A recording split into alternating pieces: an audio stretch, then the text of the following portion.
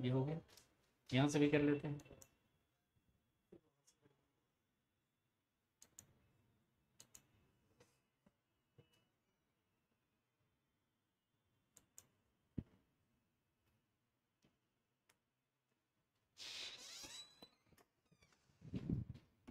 कैसे हैं आप सभी? स्वागत है आप सभी का आज की क्लास में। तो एनिमल न्यूट्रिशन हम लोग पार्ट 2 आज पढ़ने वाले हैं। So tell me, is everything okay? Am I audible and visible to all of you guys? सब कुछ अगर क्लियर है तो हम आज के सेशन का आगाज़ करेंगे, शुभारंभ करेंगे। हमारे साथ हर्ष मिश्रा हैं, विवेक कुमार मिश्रा हैं, रेहान रज़ा हैं, तनु प्रजापति हैं, मोहम्मद इसहाक हमारे साथ हैं, हर्षिता है, गौरी हमारे साथ हैं, गौरव चौहान हमारे साथ जुड़ चुके हैं, संचित कुमार साहब हैं। Jai Hind to all of you and welcome to the session my dear friends. तो अगर हमारी आवाज़ और तस्वीर आप तक पहुंच रही है तो फिर आज के सेशन का हम शुभारंभ करेंगे, आगाज़ करेंगे। So tell me, is everything okay? Am I audible and visible to all of you guys? So हम लोग पिछले क्लास में हम लोगों ने पढ़ा है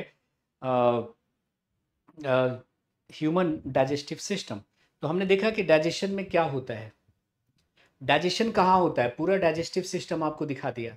now we are going to discuss the third part of your digestion, that is digestion कैसे होता है। डाइजेशन कैसे होता है? कल की पीएनजी अपलोड नहीं हुई है, ठीक है, अभी अपलोड करवाते हैं। गणेश कह रहे हैं कि सर मेरा स्क्रीन जो है वो ब्लैक आ रहा है, एक बार एग्जिट करके वापस आइए। बाकी लोग बताइए क्या हमारी आवाज़ और तस्वीर आप तक पहुँच रही है? Is everything okay? बिल्कुल मैं ठीक हूँ, उम्मीद करता हूँ आप लोग अच्छे होंगे। कल की पीडीएफ अपलोड नहीं हुई है, ठीक है, अभी करवाते हैं, अभी करवाते हैं। तो वॉल्यूम कम आ रही है, ठीक है, अभी आवाज़ आने लगेगी। तो आज के सेशन में माय डियर फ्रेंड्स हम ये पढ़ने वाले हैं कि ये डाइजेशन जो है कैसे होता है। तो डाइजेशन कैसे होता है ये जानने से पहले हमें ये जानना चाहिए कि भाई ये डाइजेशन करता कौन है, डाइजेशन करता कौन है। तो आपने कहा कि सर डाइजेशन जो है वो कॉम्प्लेक्स कंपाउंड का सिंपल कंपाउंड में कन्वर्ट होना डाइजेशन कहलाता है। कॉम्प्लेक्स कंपाउंड का सिंपल कंपाउंड में कन्वर्ट होना डाइजेशन कहलाता है। तो डाइजेशन जो है वो कौन करता है? तो डाइजेशन एंजाइम के द्वारा होता है। डाइजेशन किसके द्वारा होता है? एंजाइम्स के द्वारा होता है। तो ये एंजाइम होते क्या है, एंजाइम होते क्या है? तो अभी हमने यहाँ पे लिखा है डाइजेशन का, हम ये पढ़ने वाले हैं कि डाइजेशन कैसे होता है। डाइजेशन में क्या होता है ये देखा हमने, डाइजेशन कहाँ होता है ये देखा हमने।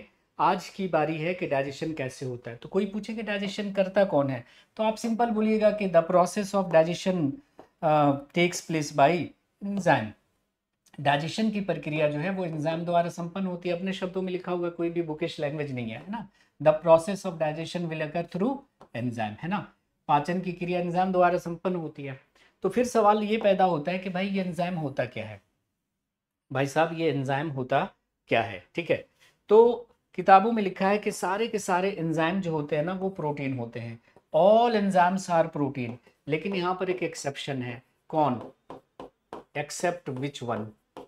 सारे के सारे एंजाइम प्रोटीन होते हैं, एक्सेप्ट विच वन? बताइए। दिया हमारे साथ हैं, दिया राजा हमारे साथ हैं, राधे राधे, ठीक हैं आप? कल का मतलब है कि मतलब पिछला क्लास का मतलब ये बात है। आदर्श प्रताप साहब, मैं समझ गया उनके जज्बातों को।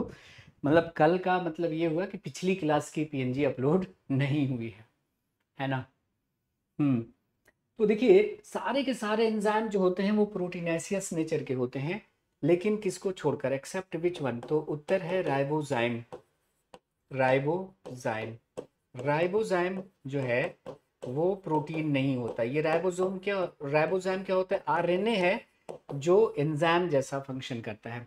और सारे के सारे एंजाइम क्या होते हैं? तो बायो कैटलिस्ट होते हैं, जैव उत्प्रेरक होते हैं, जैव उत्प्रेरक होते हैं। मतलब जैसे अगर आप केमिस्ट्री की बात करते हैं तो केमिस्ट्री में आप पढ़ते हैं कैटलिस्ट, कैटलिस्ट उत्प्रेरक।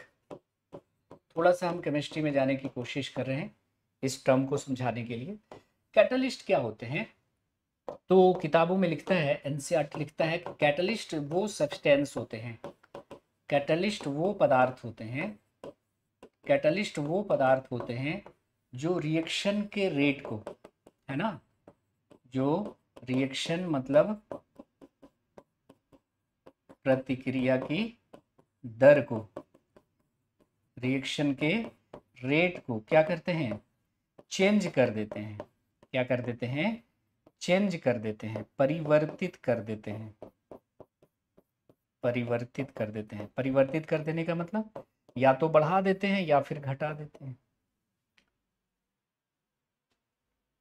तो अगर कोई आपसे पूछे कि कैटलिस्ट यानी उत्प्रेरक क्या होते हैं, तो कहेगा उत्प्रेरक वो पदार्थ होते हैं जो प्रतिक्रिया की दर को परिवर्तित कर देते हैं। परिवर्तित कर देना मतलब या तो बढ़ा देते हैं या फिर घटा देते हैं। तो एंजाइम भी क्या होते हैं, एंजाइम भी कैटलिस्ट ही हैं, उत्प्रेरक ही हैं, लेकिन चूंकि ये लिविंग ऑर्गेनिज्म में बनते हैं, सजीवों के शरीर में बनते हैं, या तो एनिमल बॉडी में बनते हैं या प्लांट बॉडी में बनते हैं, इसलिए इन्हें हम कहते हैं बायो कैटलिस्ट। तो अगर कोई आपसे ये पूछता है कि एंजाइम होते हैं protein, biocatalyst, both, none, तो उत्तर क्या हो जाएगा, बोथ। दोनों ऑप्शन सही हैं आपके। तो अगर आपसे कोई ये पूछे कि कैटलिस्ट वो पदार्थ होते हैं जो प्रतिक्रिया की दर को बढ़ाते हैं, प्रतिक्रिया की दर को घटाते हैं, प्रतिक्रिया की दर को बराबर यानी कांस्टेंट रखते हैं, इनमें से कोई नहीं, इनमें से कोई नहीं, बताइए। सॉरी, एक ऑप्शन दे देता हूं पहले, बोथ, और चौथा ऑप्शन दे देता हूं नन। उत्तर क्या होगा, उत्प्रेरक वो पदार्थ होते हैं जो प्रतिक्रिया की दर को बढ़ाते हैं, प्रतिक्रिया की दर को घटाते हैं, दोनों, बढ़ा भी सकते हैं घटा भी सकते हैं, कोई नहीं, तो उत्तर हो जाएगा बोथ। लेकिन ऑप्शन को मैं चेंज कर रहा हूं कि कैटलिस्ट वो पदार्थ होते हैं जो प्रतिक्रिया की दर को बढ़ाते हैं, प्रतिक्रिया की दर को घटाते हैं, प्रतिक्रिया की दर को कांस्टेंट यानी अपरिवर्तित रखते हैं, कांट से कुछ कह नहीं सकते। अब बताओ, अब उत्तर क्या हो जाएगा। अब तो ऑप्शन में बोथ नहीं है। हमने क्या कहा कि उत्प्रेरक वो पदार्थ होते हैं जो रिएक्शन के रेट को चेंज करते हैं। चेंज का मतलब क्या होता है, या तो बढ़ना या फिर घटना। परिवर्तन का मतलब दोनों होता है ना, परिवर्तन में तो दोनों शामिल हैं, या तो घटना या फिर बढ़ना। तो यहाँ पे बोथ था तो उत्तर हो गया बोथ, लेकिन अब यहाँ पे बोथ नहीं है, दोनों में से किसी एक को चुनना है, किसी चुनेंगे तो हम चुनेंगे बढ़ाते हैं। Generally my dear friends, generally जो कैटलिस्ट होते हैं वो रिएक्शन के रेट को बढ़ाते हैं, कभी कभी ये घटाते भी हैं, जिसको हम निगेटिव कैटलिस्ट कहते हैं। ठीक है, तो इसको रट लीजिए, इतना ये याद कर लीजिए, ये याद वाली चीज़ है। तो उसी तरह से अगर कोई आपसे पूछे कि एंजाइम क्या होते हैं, तो प्रोटीन होते हैं, याद रख लेना है। एंजाइम क्या होते हैं, तो कैटलिस्ट होते हैं, कैटलिस्ट या बायो कैटलिस्ट। ऑप्शन में रहेगा दोनों, तो उत्तर हो जाएगा दोनों। तो इतनी बातें याद रख लेनी है बस। तो अब आ जाते हैं हम अपने टॉपिक पे, है ना, ये सब टॉपिक से थोड़ा अलग चल रहे थे। अगर कोई पूछे कि डाइजेशन कौन करता है, तो क्या बोलिएगा, एंजाइम के द्वारा पाचन होता है। और पाचन की प्रक्रिया जो प्रारंभ होती है वो कहाँ से होती है, पाचन की जो प्रक्रिया प्रारंभ होती है वो कहाँ से होती है ना। एक क्वेश्चन आपको मैं बताना चाहता हूँ। तो पाचन की जो प्रक्रिया है वो कहाँ से प्रारंभ होती है, पाचन की जो प्रक्रिया है वो कहाँ से प्रारंभ होती है। अगर ऐसा सवाल आपसे पूछ लिया जाए तो आपका उत्तर क्या होगा, the process of digestion takes place in, है ना, the process of digestion starts in. ठीक है, डाइजेशन की जो प्रक्रिया है वो कहाँ से प्रारंभ होती है। ठीक है, उससे पहले कुछ और पॉइंट्स नोट करके हम अलग से लिख लेंगे। अगर आपसे पूछा जाता है कि जो एलिमेंट्री कैनाल की जो लंबाई होती है, आहार नाल की जो लंबाई होती है वो कितनी होती है, नोट करके साइड में कहीं पे लिख लें, क्योंकि आपके टॉपिक से इधर उधर ज़्यादा क्वेश्चन होते हैं। अगर पूछा जाए कि मनुष्य के आहार नाल की लंबाई कितनी होती है, फिर हम डाइजेशन पे चल निकलेंगे। मनुष्य के आहार नाल की लंबाई कितनी होती है, बताइए, कमेंट करिए।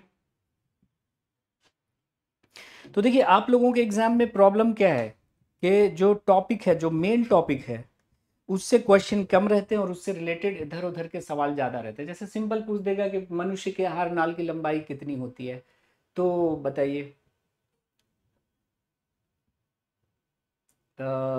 श्रद्धा लिख रही कि क्लास नहीं चलेगी, क्या चल तो रही है।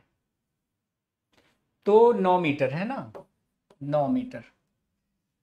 उसमें छोटी आंत की लंबाई कितनी होती है, 6 मीटर। और बड़ी आंत की लंबाई कितनी होती है, 1.5 मीटर, मतलब 1.5 मीटर। तो अगर पूछा जाए कि आहार नाल का सबसे लंबा भाग कौन है, the longest portion of your alimentary canal is, which one is the longest portion of your alimentary canal?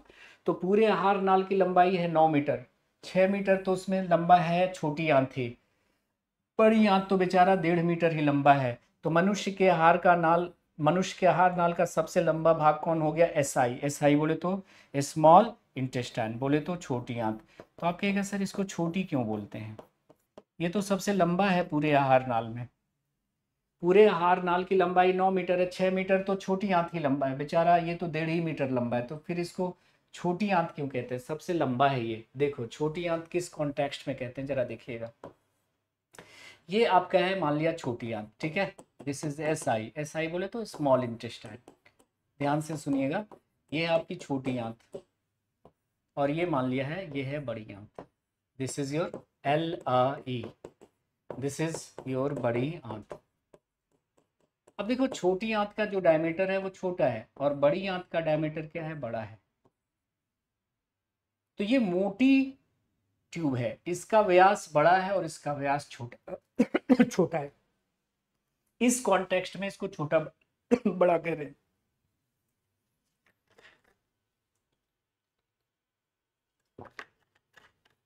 Diameter बड़ा है इसलिए इसको बड़ी आंत, डायमीटर छोटा है इसलिए छोटी आंत, लेकिन नाम में जो सबसे छोटा, लंबाई में सबसे बड़ा, ठीक है। तो ये सब इंफॉर्मेशन हमें याद रखनी है। उल जुलूल के क्वेश्चन ज़्यादा आपके एग्जाम्स में पूछे जाते हैं। अब जैसे एक क्वेश्चन ये है कि जो शाकाहारी जंतु हैं, शाकाहारी जंतु को इंग्लिश में क्या बोलते हैं? हर्बीवोरस। और जो मांसाहारी जंतु हैं उसको क्या बोलते हैं इंग्लिश में? Carnivorous animal. अब शाकाहारी जंतु और मांसाहारी जंतुओं के आहार नाल को अगर हम कंपेयर करें तो किसका आहार नाल ज़्यादा लंबा होगा बताइए? उदित का कि ये पहली क्लास है, चलिए बढ़िया। सबसे बड़ी ग्रंथि है आपका लीवर, लेकिन सबसे बड़ी अंतःस्रावी ग्रंथि अगर पूछेगा तो थायराइड। ये सब आगे आएगा, हम पढ़ाएंगे, आप क्यों टेंशन ले रहे हैं।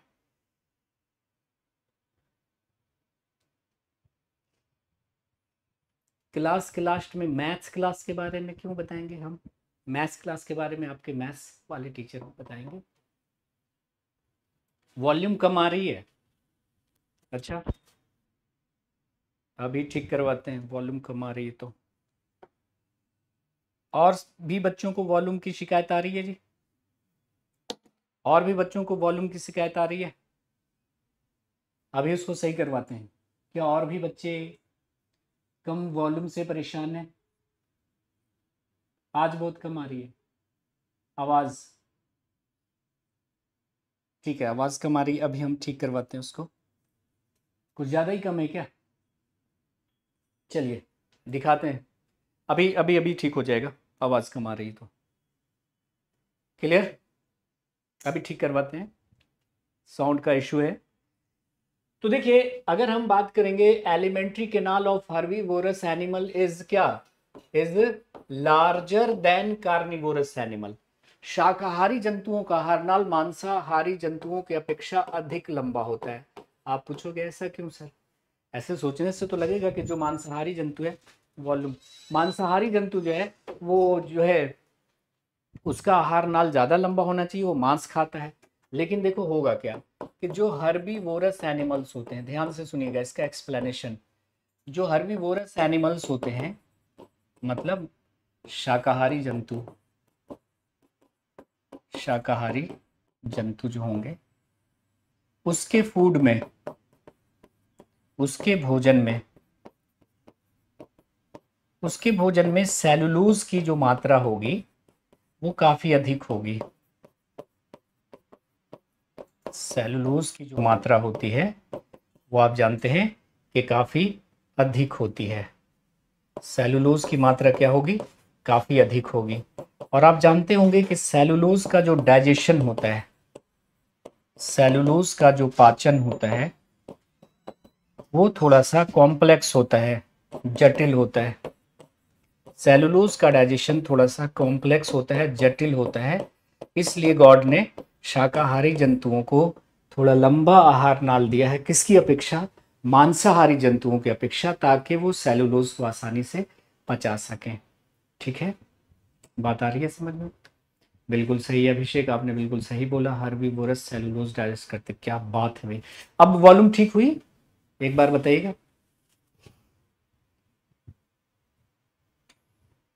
नेटवर्क इशू रहता होगा इसलिए प्रॉब्लम आती होगी सुमित साहब।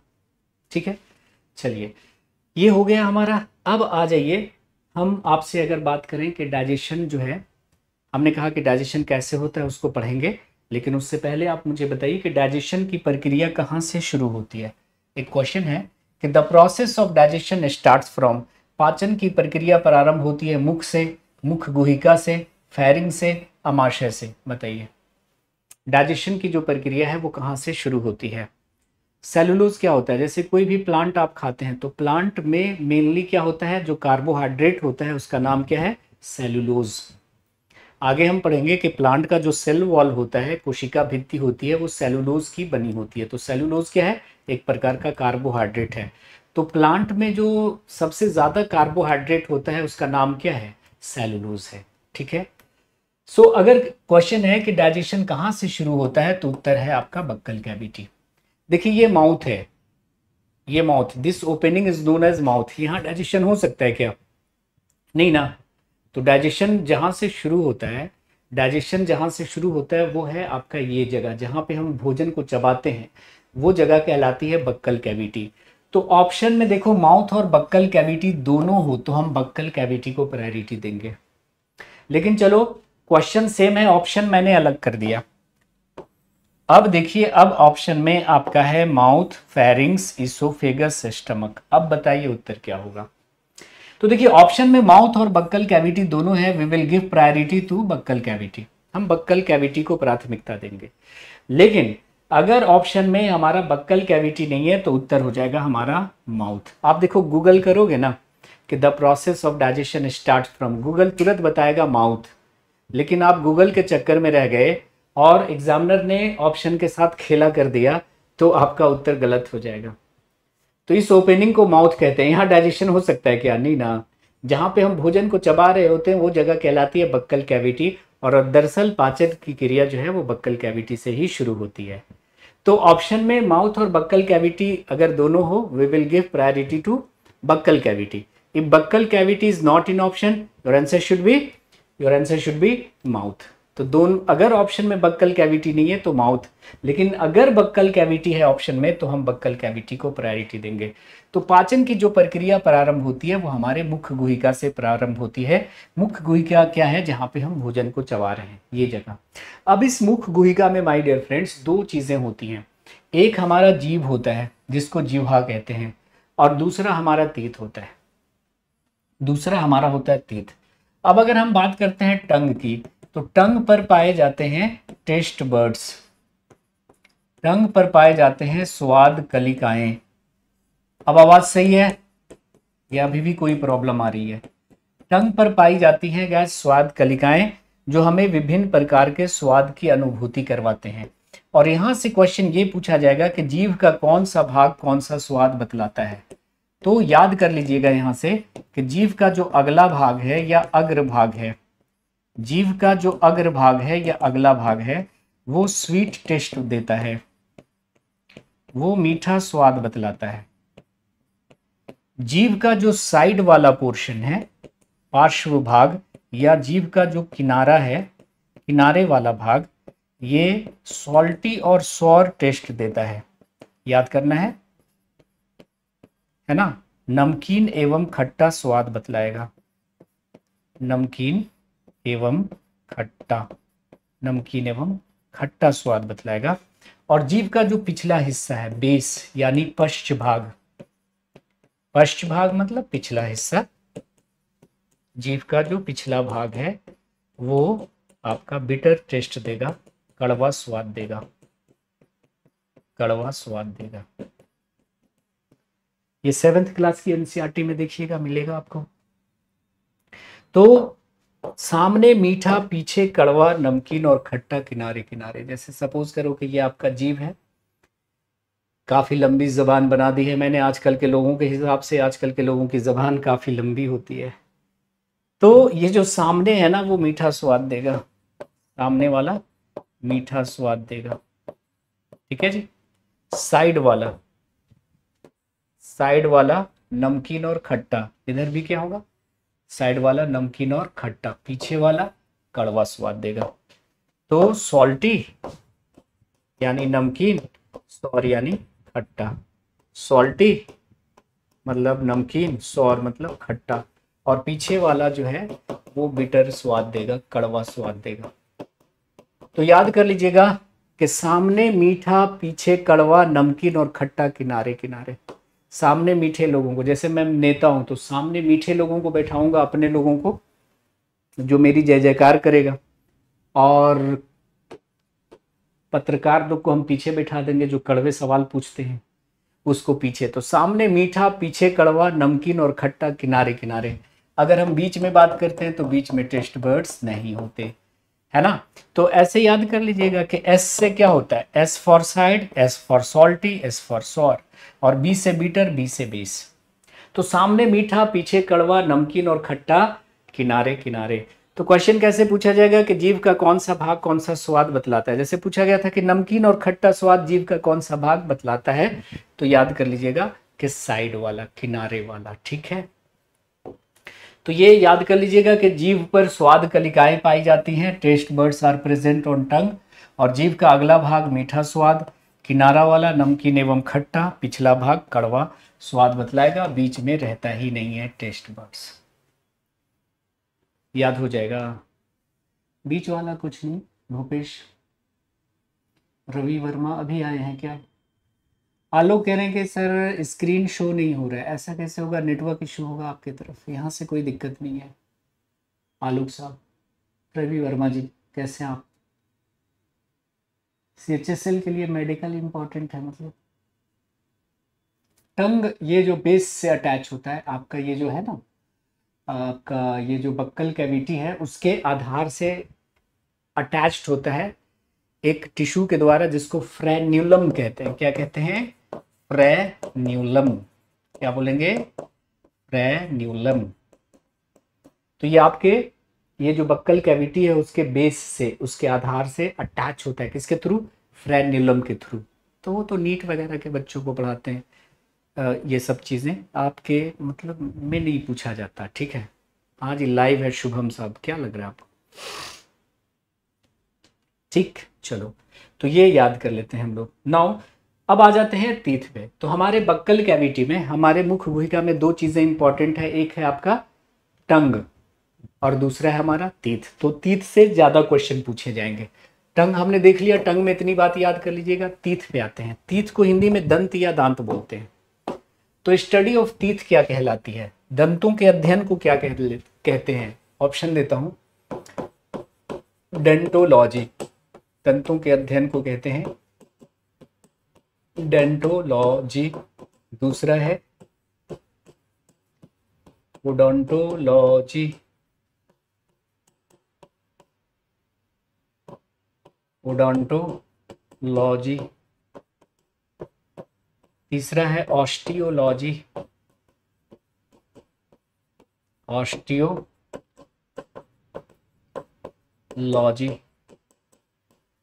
चौथा है कॉन्ड्रोलॉजी।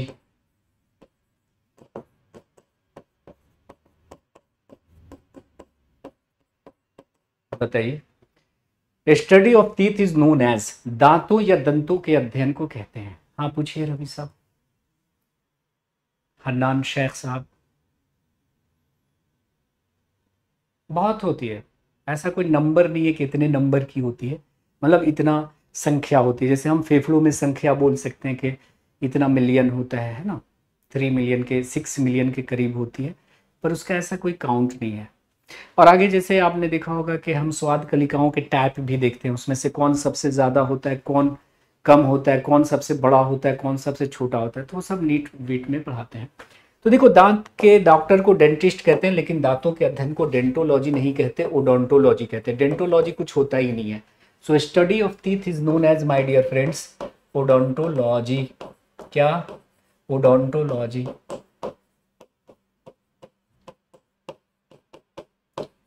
क्यों क्यों क्यों?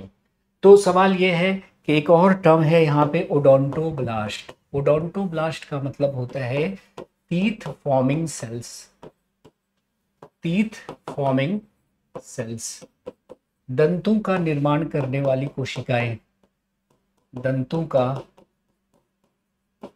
निर्माण करने वाली कोशिकाएं। तो वो कोशिकाएं जो दंतों का निर्माण करती हैं, दांत बनाने वाली जो कोशिकाएं हैं, उसे कहते हैं ओडोंटोब्लास्ट, और वहीं से टर्म आया है ओडोंटोलॉजी। ठीक है। अब देखिए, अगर हम दांतों के स्ट्रक्चर की बात करते हैं और उसमें पाए जाने वाले लेयर्स की बात करते हैं, तो उसको ज़रा देख लीजिए, फिर हम इस स्लाइड पे वापस आएंगे। ठीक है। तो अगर हम दांत की बात कर रहे हैं माय डियर फ्रेंड्स, देखिएगा, टीथ मतलब दंत, या दांत भी बोलते हैं इसको। तो दांतों के 3 लेयर होते हैं और 3 पार्ट होते हैं। दांतों में कितने लेयर होते हैं? 3 लेयर। दांतों के 3 अस्तर होते हैं। सबसे ऊपरी जो परत होती है दांत की, जो चमकती हुई आपको दिखाई दे रही है, वो कहलाती है इनामेल। क्या कहलाती है? इनामेल। तो सबसे ऊपर वाली परत जो दांतों की आपको दिख रही है ना, व्हाइट व्हाइट चमकदार, ये इनामेल है। दांत के बीच वाली जो परत है वो डेंटिन कहलाती है। क्या कहलाती है? डेंटिन। और सबसे नीचे, इसके नीचे एक और तीसरी परत होती है जो कहलाती है पल्प, जिसको पल्प कैविटी भी कह सकते हैं, पल्प कहलाती है। तो दांतों के 3 लेयर होते हैं। The upper layer of teeth is known as enamel and it is the hardest substance of your body. ये हमारे शरीर की सबसे जो बड़ी सबसे कठोर पदार्थ होती है हमारे दांत की। अपने टाइम से 4 बजे से स्टार्ट होती है आपकी क्लास, तो उसी समय से स्टार्ट है प्रिंस साहब। ठीक है, क्लियर है? उसमें एक अलग से प्रक्रिया चलती है, कैम, क्रैसुलेशियन एसिड मेटाबॉलिज्म पाथवे। वो अलग पाथवे होता है ना, वो एक्सेप्शनल है प्रशांत साहब। ठीक है, उसको देखेंगे हम लोग बाद में। तो दांतों के 3 परत होते हैं। सबसे ऊपरी परत इनामेल कहलाती है, जो व्हाइट कलर की चमकती हुई है। उसके बीच डेंटिन और उसके नीचे पल्प। डायग्राम से भी दिखा दूंगा अभी। और दांतों के 3 पार्ट होते हैं। दांतों के 3 भाग होते हैं। दांतों के 3 भाग होते हैं। भाग का नाम जरा याद कर लीजिएगा। दांत का जितना पार्ट आपको दिखाई दे रहा है, मतलब जितना पार्ट मसूड़ों के ऊपर है ना, वो कहलाता है आपका क्राउन, शिखर। शिखर क्या है?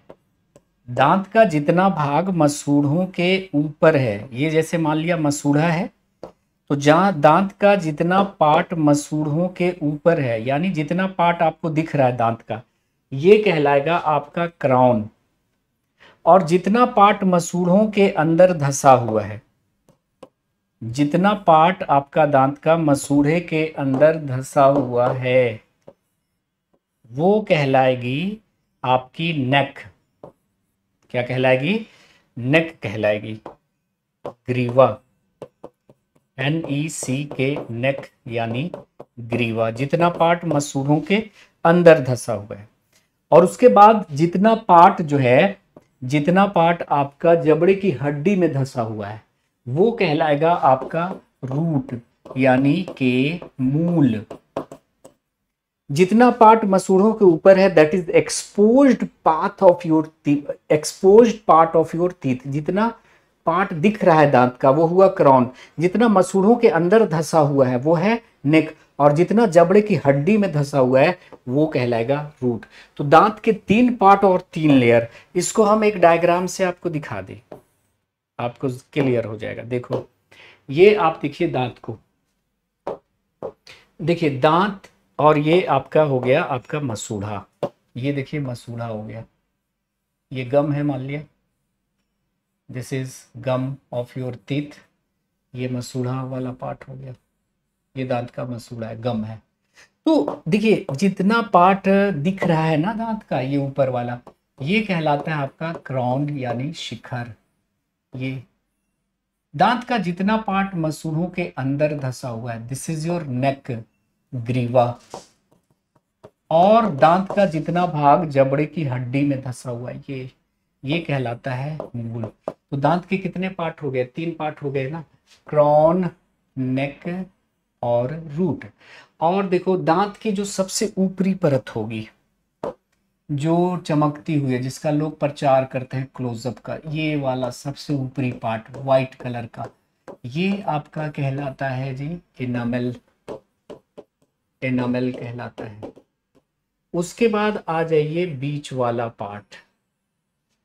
दांत का जो बीच वाला पार्ट है, बीच वाला सॉरी जो लेयर है, ये वाली लेयर, ये वाली जो लेयर है, ये आपकी कहलाएगी डेंटिन। क्या कहलाएगी? डेंटिन कहलाएगी। और उसके नीचे आपका ये वाला लेयर जिसमें आपके नर्व्स हैं और ब्लड वेसल्स हैं, है ना, तंत्रिकाएं और नसें हैं, ये कहलाएगी आपकी पल्प। क्या कहलाएगी? पल्प। तो अगर क्वेश्चन पूछा जाए कि क्रॉन, नेक और रूट किसका पार्ट है, क्रॉन, नेक और रूट किसका पार्ट है, तो दांत का पार्ट है। तो दांत की जो सबसे ऊपरी परत होगी वो एनामेल होगी, बीच वाली परत क्या होगी? डेंटिन, और सबसे अंतिम ये जो परत है, ये वाली परत, ये कहलाएगी आपकी पल्प। इसमें नर्व्स और ब्लड वेसल्स यानी तंत्रिकाएं और नसें होंगी। कोई शक किसी को? शक है भाई साहब?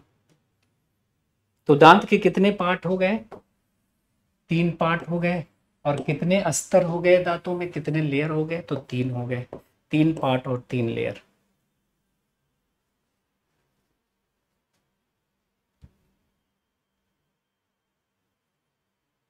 ठीक है। तो दांत का जितना पार्ट आपको देखो दिखाई दे रहा है वो क्या होगा? क्रॉन। जितना पार्ट मसूड़ों के अंदर धंसा हुआ है वो क्या हो गया? नेक। और जितना पार्ट जबड़े की हड्डी में धंसा हुआ है वो हो गया रूट। मसूड़े के ऊपर जो है वो क्रॉन, मसूड़े के अंदर जितना है, मसूड़े के अंदर जितना है वो आपका नेक, और जबड़े की हड्डी, मसूड़ों से छेदता हुआ जबड़े की हड्डी में रूट। आप दांत उखड़वाइएगा तो देखिएगा कि ऊपर थोड़ा सा दिख रहा है ना, और नीचे काफी लंबा सा निकलेगा। ओके। तो हमने क्या बोला कि ये जो आपका दांत की जो ऊपरी परत है वो आपका किसकी बनी होती है? किसकी बनी होती है? तो एनामेल की बनी होती है। अपर layer of teeth is made up of enamel. दांत की ऊपरी परत बनी होती है एनामेल की। और एनामेल जो है वो शरीर का सबसे कठोर पदार्थ होता है। Enamel is the hardest substance of the body. Enamel के नीचे क्या पाई जाती है? डेंटिन। और डेंटिन के नीचे क्या पाई जाती है? Pulp. So below enamel we have dentin, and below dentin we have pulp, which is the last और you can say inner most layer of your teeth. Note कर लीजिए आप इसको। तो दांतों की स्टडी को ओडोंटोलॉजी कहते हैं। दांतों का निर्माण करने वाली कोशिकाएं ओडोंटोब्लास्ट कहती हैं। दांत की ऊपरी परत इनामेल कहलाती है। इनामेल के नीचे डेंटिन पाई जाती है। Below enamel dentin is present. Enamel के नीचे एक परत पाई जाती है जिसे डेंटिन कहते हैं, जिसे डेंटिन कहा जाता है। और इनामेल शरीर का सबसे कठोर पदार्थ होता है। हड्डी से भी मजबूत कौन? इनामेल होता है। तो पूछा गया कि एनामेल हमारे शरीर का सबसे कठोर पदार्थ है, तो इसकी कठोरता का कारण क्या है? ये इतना कठोर क्यों होता है ना? तो ऐसे क्वेश्चन पूछ सकता है कि what is the chemical composition of enamel, या enamel is made up of. कैसे क्वेश्चन पूछ सकता है? Enamel is made up of, या केमिकल कंपोजिशन ऑफ इनामेल क्या है, इनामेल का रासायनिक संगठन क्या है। तो आप लिख लीजिएगा enamel is made up of, enamel is made up of, enamel is made up of, या केमिकल कंपोजिशन ऑफ enamel, एक ही बात है। Chemical composition of enamel। enamel बना होता है किसका? इनामेल बना होता है या इनामेल का रासायनिक संगठन, या इनामेल का रासायनिक संगठन क्या है? तो आप कहेंगे sir enamel is made up of, या chemical composition of enamel is क्या? इनामेल बना होता है, तो आप कहेंगे sir calcium carbonate, calcium carbonate and calcium phosphate.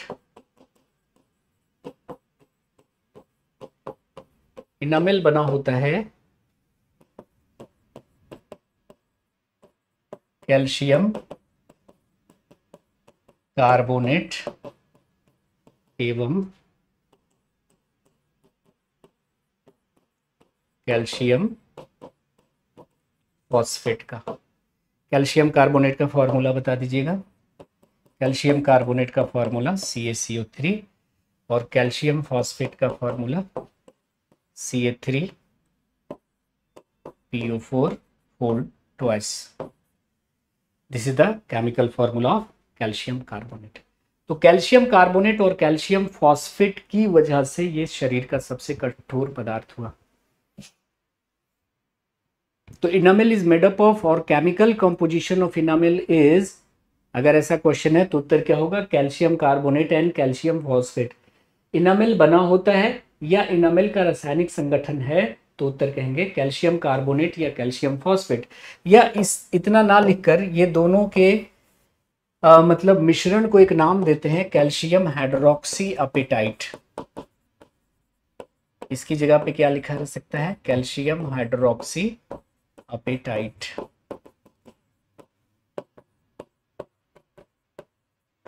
Calcium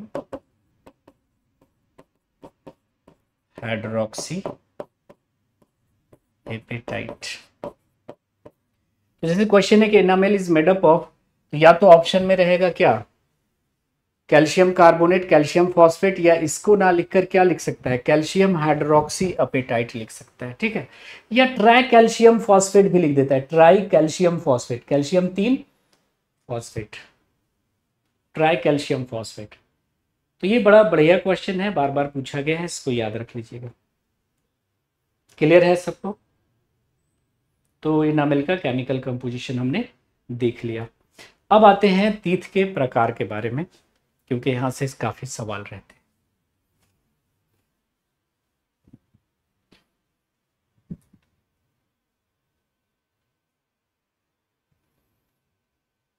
कितने घंटे डेली पढ़ना चाहिए, वो तो आपके ऊपर डिपेंड करता है कि आप ईमानदारी से कितने घंटे पढ़ सकते हैं, ठीक है।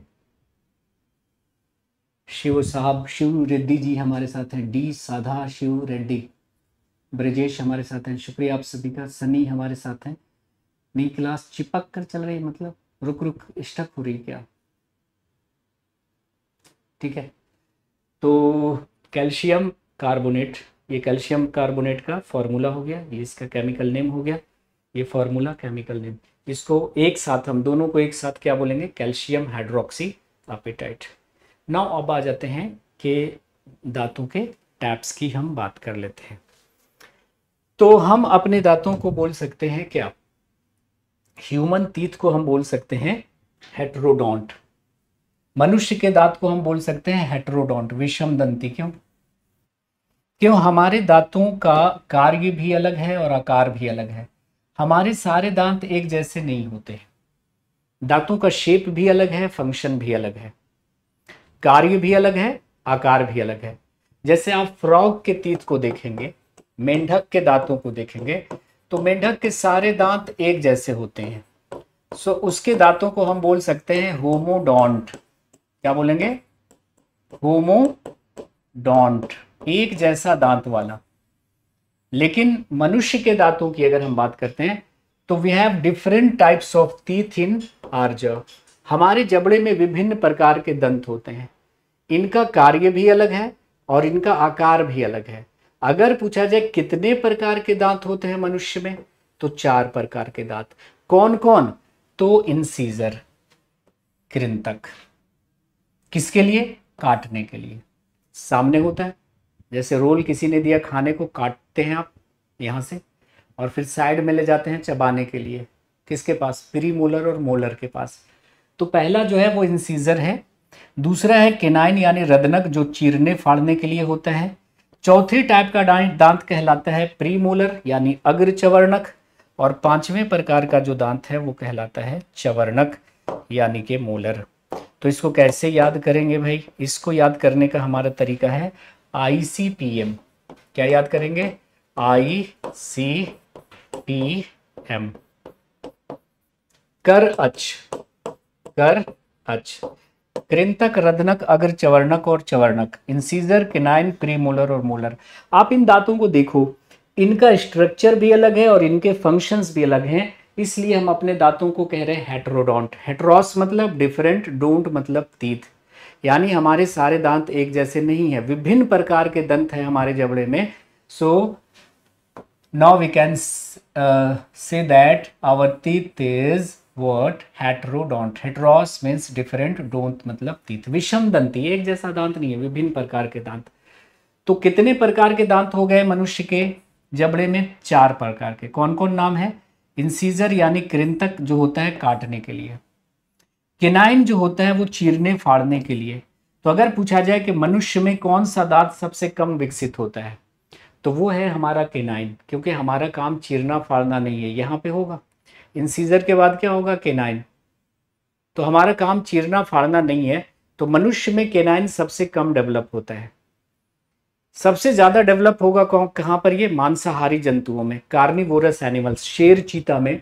ये जो सामने निकला हुआ लंबा सा टेढ़ा सा दांत दिखते हैं ना, वो केनाइन होता है। तो canine not well developed in humans, not well developed in human, मनुष्यों में कम विकसित होता है, मनुष्यों में कम विकसित होता है। तो मनुष्यों में कौन सा दांत सबसे कम विकसित होता है, तो वो है आपका रदनक, क्योंकि हमारा काम चीरना फाड़ना नहीं है।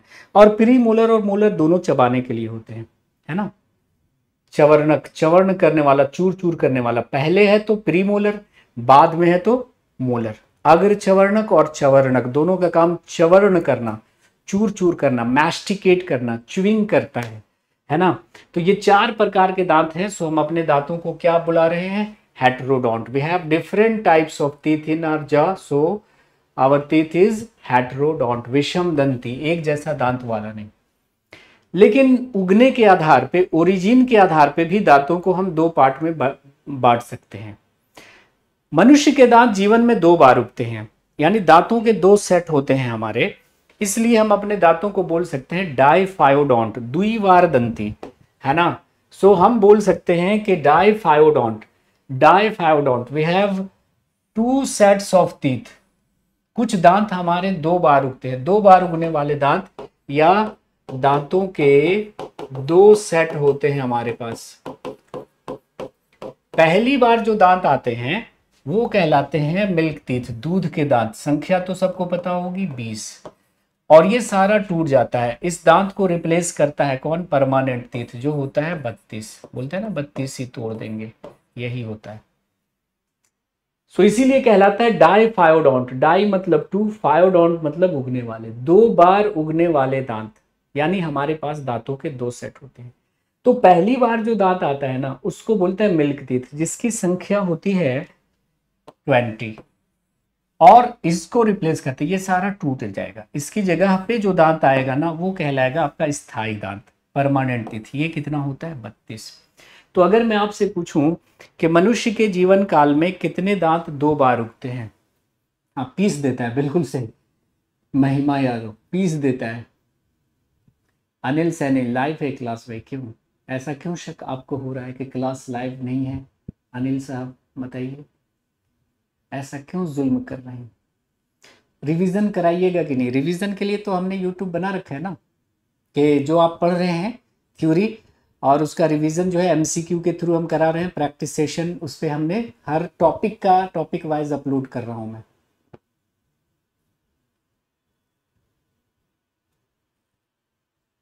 बाकी क्लास के बारे में तो मुझे नहीं पता है, हमारे सारे शिक्षकगण गए होंगे धरना के लिए। पीएनजी हम अपलोड करवाते हैं अभी, है ना। चलिए, तो कितने दांत जीवन में 2 बार उगते हैं? तो मनुष्य में कितने दांत जीवन में 2 बार उगते हैं? मनुष्य के जीवन काल में 2 बार उगने वाले दांतों की संख्या कितनी होगी, है ना। मनुष्य के जीवन काल में 2 बार उगने वाले दांतों की संख्या कितनी होगी? 4, 12, 20, 28। तो आप कहेगा सर उत्तर हो जाएगा आपका 20। क्यों क्यों होगा 20? तो आप कहेंगे सर देखो, पहली बार कितने दांत आएंगे? 20 दांत आएंगे, दूध वाला, और ये सारा टूटेगा, उसकी जगह पे 20 दांत फिर नए आएंगे। अरे भाई, पहले 20 दांत आए, ये सारे टूटेंगे, इसकी जगह पे फिर नए 20 दांत आएंगे, तो 20 दांत जीवन में 2 बार उगे।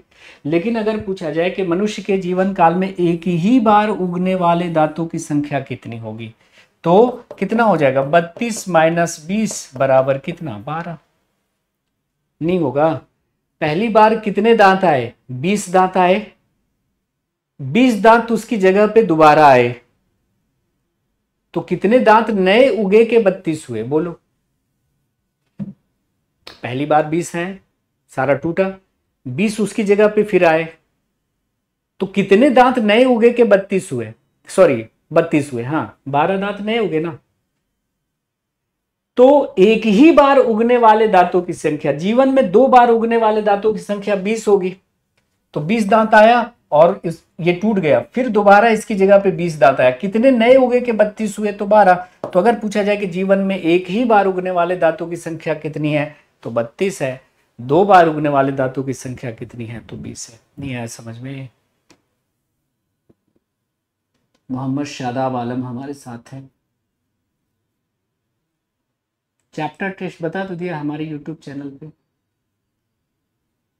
आभा त्रिपाठी कह रहे कि बस करिए सर प्लीज। क्या भाई, क्या क्या हो गया?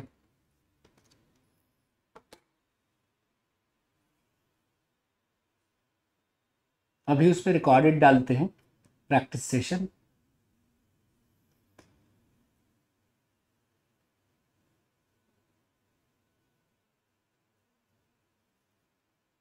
क्लियर हुआ? गुड। अब देखिए, अब हम आपको बताते हैं डेंटल फॉर्मूला।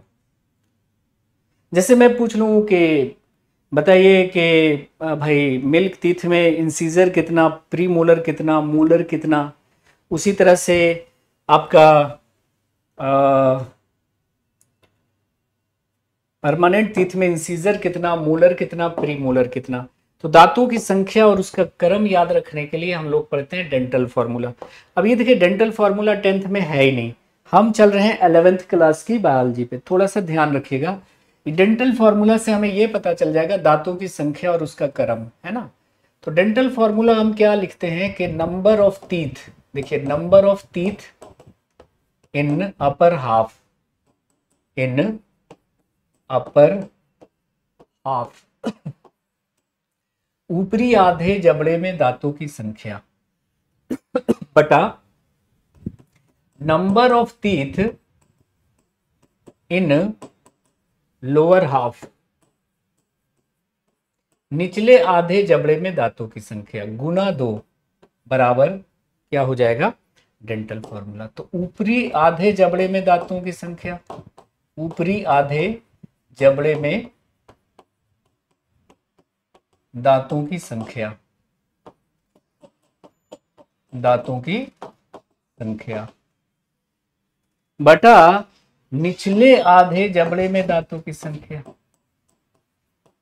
निचले आधे जबड़े में दांतों की संख्या। ठीक है, दांतों की संख्या गुना 2 बराबर क्या? डेंटल फॉर्मूला, दंत सूत्र। तो दंत सूत्र के लिए हमने क्या किया, ये हमारा ऊपरी जबड़ा है, तो ये ऊपरी जबड़े को आधा कर दिया यहां से, तो ऊपरी आधे जबड़े में दांतों की कितनी संख्या है वो लेंगे, और निचले आधे जबड़े में दांतों की संख्या, ऊपरी आधे जबड़े में कितने दांत हैं वो ले लिया, और निचले आधे जबड़े में कितने दांत हैं वो ले लिया, और 2 से मल्टीप्लाई कर दिया। क्या बन जाएगा, टोटल दांत आ जाएगा। आप कहिएगा सर ऊपरी आधे जबड़े को ही क्यों लिया, ऊपर पूरे जबड़े में जितना दांत थे वो ले लेते, नीचे पूरे जबड़े में जितने दांत थे वो ले लेते, बन जाता डेंटल फार्मूला। तो आधा इसलिए लिया है कि ऊपरी आधे जबड़े में जितने दांत और जितने तरह के दांत, इधर भी ठीक उतने ही दांत और उतने तरह के दांत, यानी फर्स्ट हाफ सेकंड हाफ का बिल्कुल मिरर इमेज होता है। निचले जबड़े में, निचले आधे जबड़े में जितने दांत और जितने तरह के दांत, इतने इधर भी उतने ही दांत और उतने तरह के दांत, यानी फर्स्ट हाफ सेकंड हाफ का बिल्कुल मिरर इमेज होगा। इधर जितने दांत और जितने तरह के दांत, ठीक इधर भी उतने ही दांत और उतने तरह के। तो हमने ऊपरी आधे जबड़े में दांतों की संख्या ले ली, निचले आधे जबड़े में दांतों की संख्या ले ली और 2 से क्या कर दिया, गुना कर दिया, तो मिल गया ना पूरे जबड़े में दांत। और यही कहलाएगा डेंटल फार्मूला। नहीं आया समझ में, जब तक एग्जाम्पल नहीं लेंगे तब तक समझ में नहीं आएगा। तो इसको समझने के लिए हमें नेक्स्ट क्लास पे चलना पड़ेगा कि कैसे हम पूरा जबड़ा में दांत को लेकर दिखाएंगे और सिर्फ वो फॉर्मूला याद रखेंगे आप तो आपको समझ में आ जाएगा। कोई भी आपसे पूछ ले कि कौन से दांत कितने प्रकार के, तो इस डेंटल फार्मूला को याद रखने पे आपको एकदम आसानी से आप बतला दीजिए कि ये क्या घटिया सवाल कर रहे हो भाई हमसे। ठीक है, तो ये हम लोग नेक्स्ट क्लास में देख लेंगे। ठीक है, आज की क्लास में अगर किसी का कोई डाउट है, कोई परेशानी है, कोई समस्या है, और देखिए जिन लोगों ने अभी तक प्लांट न्यूट्रिशन का क्वेश्चन नहीं बनाया है थ्योरी पढ़ने के बाद, तो रिवीजन नहीं होगा, फिर आप भूल जाइएगा कुछ दिनों में। तो कॉन्फिडेंस लाने के लिए आपको क्या करना है, कुछ नहीं करना है, बड़ा सीधा सा है, आपको हमारे यूट्यूब चैनल पे जाना है। साइंस बाय जुबैर एहसानी के नाम से यूट्यूब चैनल है, इस पे प्लेलिस्ट में आपको जाना है। प्लेलिस्ट में प्रैक्टिस सेशन बायोलॉजी में जाना है। प्रैक्टिस सेशन बायोलॉजी में जाने के बाद पहला ही आपको टेस्ट मिलेगा प्लांट न्यूट्रिशन का, जो चैप्टर हम फिनिश कर चुके हैं। इस पे जाने के बाद आप अपना स्कोर ईमानदारी से बताइएगा कि कितने में से कितना मार्क्स आया, अपना नाम लिखिएगा, अपने स्टेट का नाम लिखिएगा, ताकि मुझे पता चले कि कहाँ कहाँ से हमारे साथ बच्चे जुड़े रहते हैं। फेसबुक और इंस्टा पे मैं जुबैर एहसानी के नाम से मौजूद हूँ, और टेलीग्राम पे साइंस का सुरूर, इनकी PDF वगैरह आपको हमारे टेलीग्राम पे मिल जाया करेगी। कोई भी दिक्कत है, कल बच्चे बोल रहे थे कि पिछले क्लास की PDF नहीं मिली है, हम उससे अभी करवाते हैं।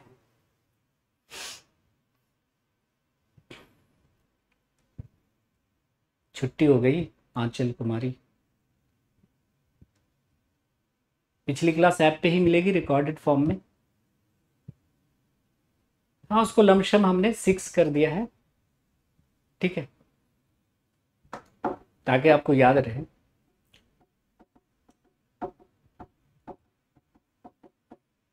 छह से छोटी आंत और 6 से 6 मीटर ऐसे कर दिया मैंने लगभग लमसम उसमें।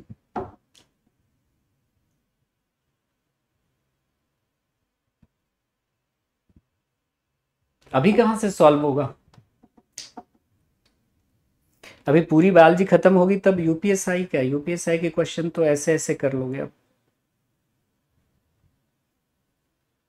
हम उससे कहीं ज़्यादा ऊंचे लेवल की बात कर रहे हैं ना, तो वो वाला क्वेश्चन तो आपको कुछ लगेगा ही नहीं। टॉपिक नेम चेंज करवा दें, वही चल रहा है क्या, ठीक है करवा देते हैं। और कोई दिक्कत किसी को बताइए। हाँ गोविंद साहब, हम लाइव हैं भाई। हाँ, रुचि का क्या समझ में आ जाएगा ना, मतलब अच्छा इंट्रोडक्शन ही पढ़ा है अभी तक, तो बाकी जो है वो जल्दी कंप्लीट कर लीजिएगा। विशाल यादव जी बाबाए, कैसे हैं? वेस्ट बंगाल से हैं तो रसगुल्ला भेजिए वहाँ का, मेरा फेवरेट है। या मैं आऊँगा वेस्ट बंगाल तो जो बढ़िया वाला मिलता है वो बताइएगा, क्योंकि हमें तो नहीं पता होगा ना कि वहाँ कहाँ पे बढ़िया वाला रसगुल्ला मिलता है कि नहीं। नितिन मौर्य कह रहे हैं कि सर समझ में नहीं आया, दोबारा देखिएगा लेक्चर को, 20 से एंट्री मारिएगा, बिल्कुल समझ में नहीं आएगा। या पिछला क्लास छोड़ा है तो बिल्कुल समझ में नहीं आएगा, मैंने पहले ही बोला था आपको।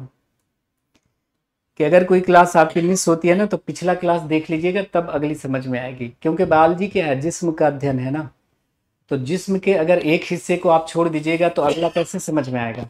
और जिस्म को पढ़ने का एक तरीका होता है, पहले डाइजेस्टिव सिस्टम, फिर रेस्पिरेटरी सिस्टम, फिर एक्सक्रीटरी, तब रिप्रोडक्टिव सिस्टम। पहले मैं रिप्रोडक्शन कराने लग जाऊं क्लास में, समझ में आएगा क्या? तो जिस्म के अध्ययन को बायोलॉजी कहते हैं। ठीक है, हाँ जी बिल्कुल इनफ होगा प्रिंस साहब, क्या बात कर रहे हैं आप, एमपी से हैं। चलिए हाँ अंकित पूछिए, क्या मैसेज है, क्या क्वेश्चन है? फिजिक्स क्लास स्टार्ट हो जाएगी, क्यों आप इतना दर्द लेना चाह रहे हैं? सारा क्लास एक साथ, आराम आराम से पढ़िए। चलिए, तो मुलाकात होगी आपसे अगले सेशन में। हमारे सर तशरीफ़ ला चुके हैं स्टूडियो में, इनकी क्लास सुनी है, अगर मैं देर करूंगा तो ये खफा हो जाएंगे। तो मिलते हैं अगले क्लास में। Have a nice day, take care, bye bye, जय हिंद। बाकी आपकी शिकायतें, आपकी क्वेरीज हम नेक्स्ट क्लास में लेंगे।